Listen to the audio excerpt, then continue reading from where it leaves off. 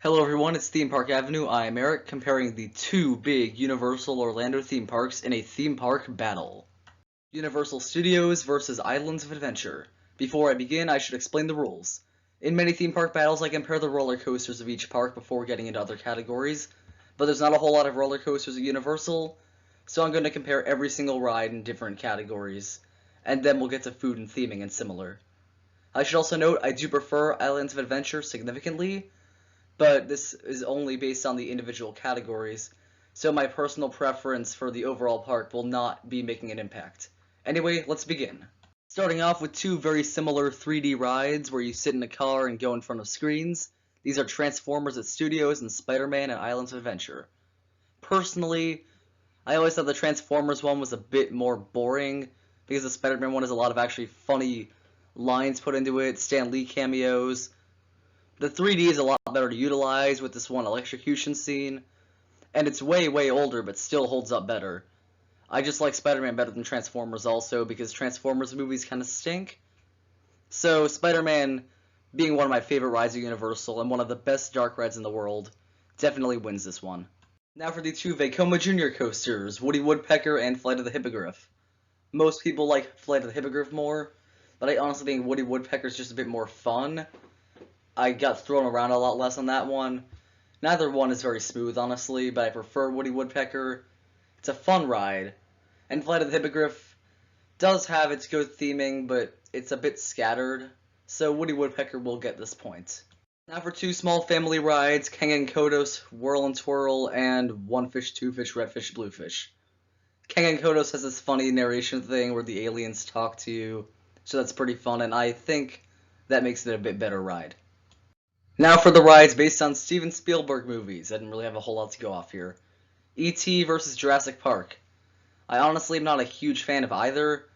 E.T.'s is pretty boring in the second half of the ride, and Jurassic Park is pretty boring in the first half. But the final drop is way better in Jurassic Park, and the theming is a significant improvement. So I will give the edge to that. Now for the two Harry Potter coasters. I feel that this is no question Hagrid's game, because not only is it much more thrilling, but the practical effects are a lot more fun and interesting than the screens that take over Gringotts. Both are good roller coasters, but Hagrid will be breaking the tie in favor of Islands of Adventure. Now for two drastically different dark rides, Men in Black versus Cat in the Hat, and surprisingly, the aliens are less terrifying to look at than the cat animatronic. It's actually really terrifying. And the Men in Black ride, it has more fun because it's shooting, and it's a bit longer, and there's a competition part, and it's clearly the better ride. So Universal Studios gets the point. Now for two rides that I guess kind of have similar cars and seating arrangements. Yeah, these are very different rides. Simpsons Ride and Harry Potter and the Forbidden Journey. You guys are going to kill me for this one, but Simpsons Ride is way more fun. The effects, obviously, are more impressive on Forbidden Journey, but Simpsons Ride tells more of a story, and it, honestly, just has a lot more wit to it because I love The Simpsons, and it's a really great ride. Both are very good rides, but I definitely think Simpsons is the better of the two. Now for two great rides from both parks. They're very different, but Revenge of the Mummy and Dudley Do-Right's Ripsaw Falls are two of my favorites. I really, really love Dudley Do-Right. It's the best water ride in the world. Incredible theming, fast-paced, long ride, good thrilling elements, but Revenge of the Mummy is a bit more impressive with its theming, and it is a Premier Rides launch coaster, so it has more of the thrill element than a water ride. That said, both are great, but Revenge of the Mummy does get the point. In the second to last ride category is the worst ride in each park. Fast and Furious vs. Skull Island Reign of Kong. Fast and Furious is one of the worst theme park rides I've ever been on. It is not fun, it is really slow, it's boring, and it's honestly not very appropriate for kids. I'm not going to get into too many details why. Kong is very similar, actually. Both of them are supposed to make you feel like you're moving because there's screens around you, but you're actually not. And that's actually really impressive on King Kong, the way they do it. Not so much on Fast and Furious. You can tell you're not moving, to the point where there's no seatbelts on either ride. Skull Island at least has some good theming though, so it gets the edge there. And finishing off with the biggest roller coaster in each park, Hollywood Rip Ride Rocket versus the Incredible Hulk. I know Coaster Kids likes Rocket a lot better, but it's pretty rough, terrible pacing for the brake runs. It doesn't have an excellent layout, the theming isn't that good, it's pretty tall and fast, the music is decent, but Hulk is better in every way. Even the music on Hulk is more awesome the way they do it. Hulk is an actually really, really good ride, to the point where it makes you wonder why Disney can't make a good roller coaster, but Universal can have Hulk. Hulk is a fantastic roller coaster that blows Hollywood Rip Ride Rocket out of the water.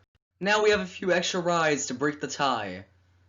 At Universal Studios, there are 3 rides that did not go in a match because they are motion simulators that are just too different to be considered, really.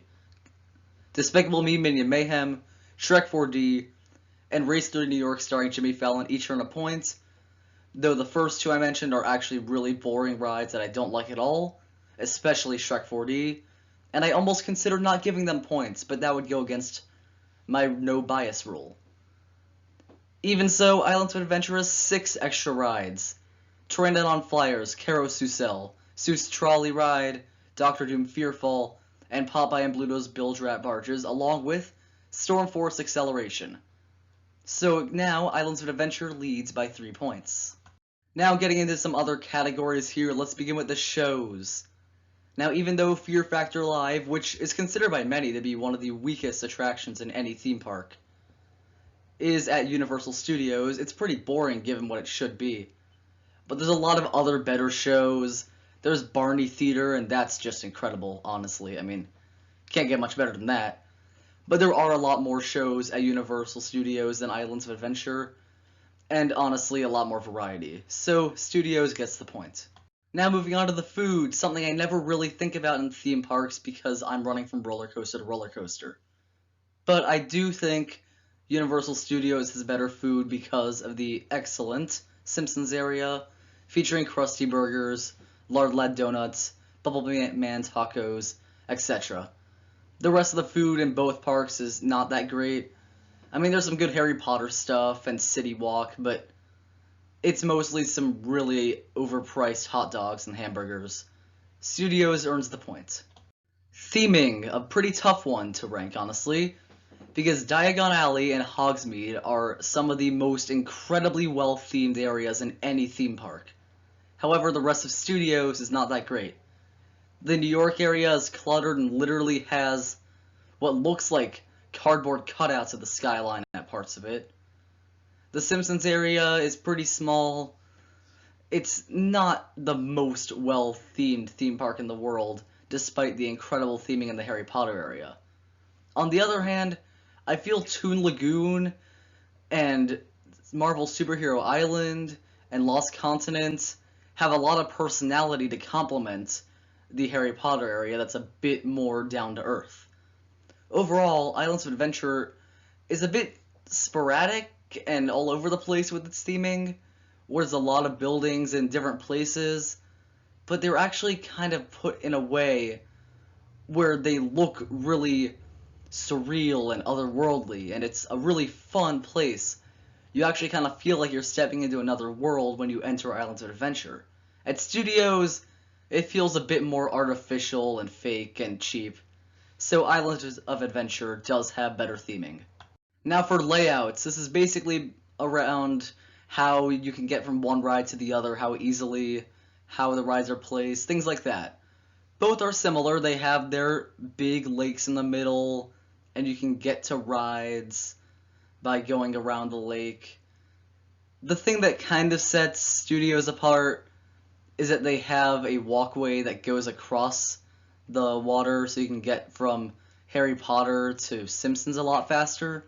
I do like that, but the thing that holds it back is Transformers and Shrek 4D are just kind of sitting in the middle of the path, and their buildings are so huge that finding the entrance can be a bit challenging. I didn't have any problems in Islands of Adventure.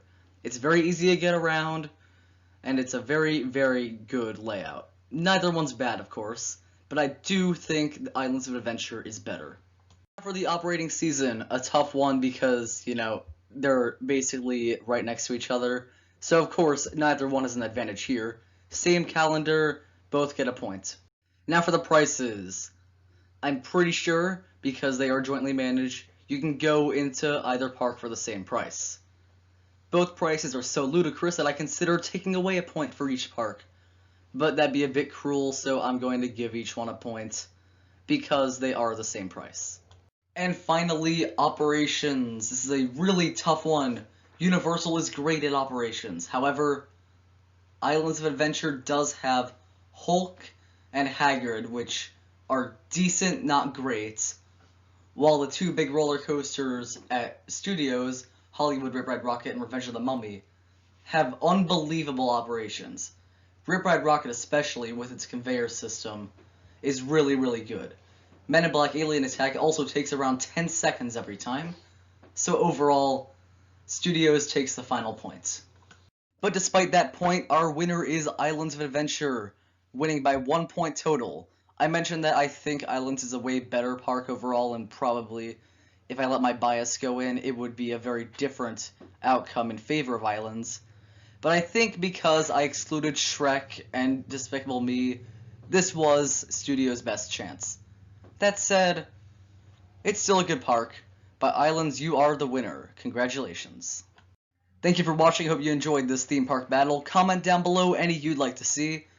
And one thing I want to ask my viewers, I am currently considering making some videos on my Roller Coaster Tycoon 3 projects. If any of you would like to see that, let me know in the comments below. Subscribe to the channel to help support. Thank you for watching. I'll see you next time.